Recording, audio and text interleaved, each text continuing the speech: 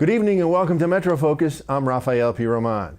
New York's criminal justice system is getting a major shakeup thanks to the state's latest budget. Governor Cuomo and the Democratic-controlled legislature are eliminating cash bail for most misdemeanors and nonviolent crimes. And according to the governor, that means that 90% of people charged will remain out of jail as they wait their day in court. The move, reportedly set to take effect next year, comes as New York City eyes several transformative reforms of its own, including closing Rikers Island by 2027. Mayor de Blasio wants to replace the city's notorious lockup with 4 new smaller jails scattered across the city. One of those proposed locations is in the Mott Haven section of the Bronx, and that is not sitting well with some residents of that borough, including our next guest. Ruben Diaz Jr. is the Bronx Borough President, and he joins us now. President Diaz, thanks so much for joining us today. It's a pleasure to be back. As I mentioned in the introduction, the state passed a series of such reforms as part of the 2020 fiscal year budget. And among those reforms are eliminating cash bail, ensuring speedy trials, and improving the process of discovery, which is, in fact, handing over evidence to the defendants. Do you think those reforms go far enough? Look, I think it's a great start, and I commend the legislature, I commend Speaker Hasty, the governor, Andrew Stewart-Cousins in the Senate for, it's long overdue. And when you speak of the injustice that's being committed, especially in Black and Latino communities and marginalized communities where unfortunately cash bail has been used to keep people in jails. I mean, we saw what happened to Khalif Browder from the Bronx, whose family could not afford the bail. I think this goes a long way. And he spent 3 years in jail waiting trial. He was the case was dropped? Yeah, he was accused of stealing a book bag. The case was dropped. And because his family couldn't provide the money, he spent 3 years in jail, and ultimately it led to him committing suicide.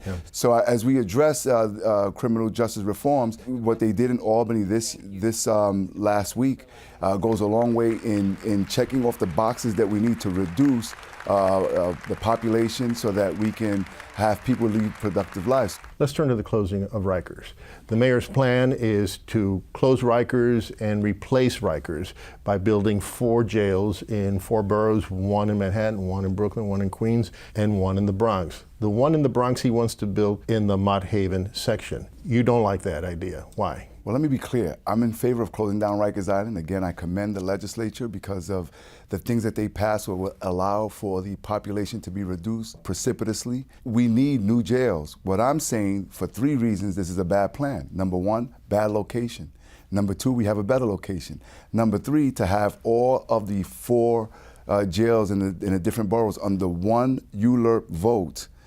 Puts communities against each other. That's the complex review of the... Yeah, that's the review process that has to, whenever you have city land that you're going to change the size or the height of a building or the usage of a building or a structure, you got to go through the community boards, borough presidents. And they're doing it usually site by site. This time they're doing the 4 sites altogether. It sets a bad precedence. And what I'm saying is that in the Bronx alone, the reason why it's the wrong site is because the mayor here and the people who made this decision, not a single person who made the decision for that site did it with a Bronx site in the room. Well, let's break it down. Let's clarify for our viewers.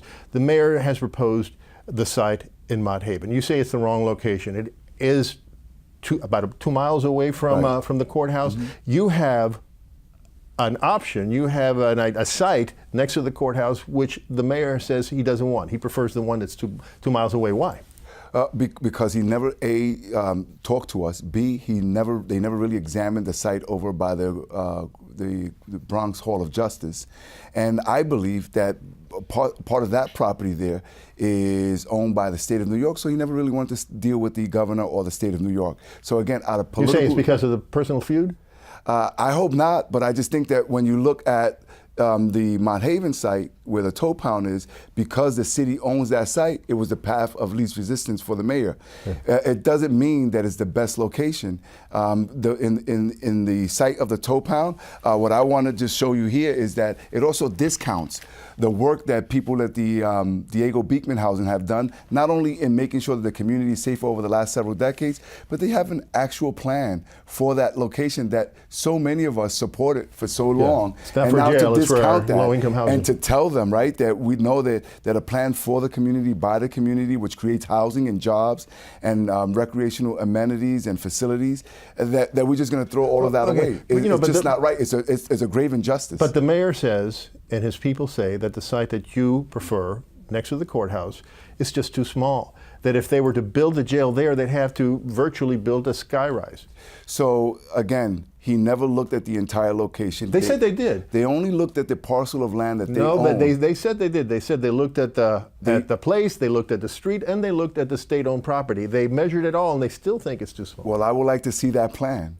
The fact is that they haven't shown us that plan. They haven't shown us that if you take the family court building that is sitting half empty, the street, if you demap the street, the parcel of land that the Dormitory Authority in the state of New York currently owns, and the site right behind the jail, you're telling me that that's not enough? And even if you have to shrink the amount of height, well, they revisited the other sites all over the city of New York, and they've been able to amend the height on those sites too. So is the Bronx any less? But see, this is the point, because everyone has concerns. Everybody is for closing down Rikers, but nobody, really almost 3 of the 4 boroughs at least, don't want the new jail in their place. I mean, this is the problem. No, that's NIMBY, right? No. There's a difference between not wanting a jail and having concerns about how to build a jail.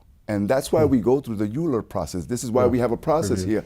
But what the city's doing, and the borough presidents need to pay attention here, my colleagues in the city council need to pay attention. They're setting a bad example, because by having one vote for 4 different locations all over the city of New York, it does not allow for each and every single borough to be able to articulate their concerns and have them remedied. Who makes the final decision here?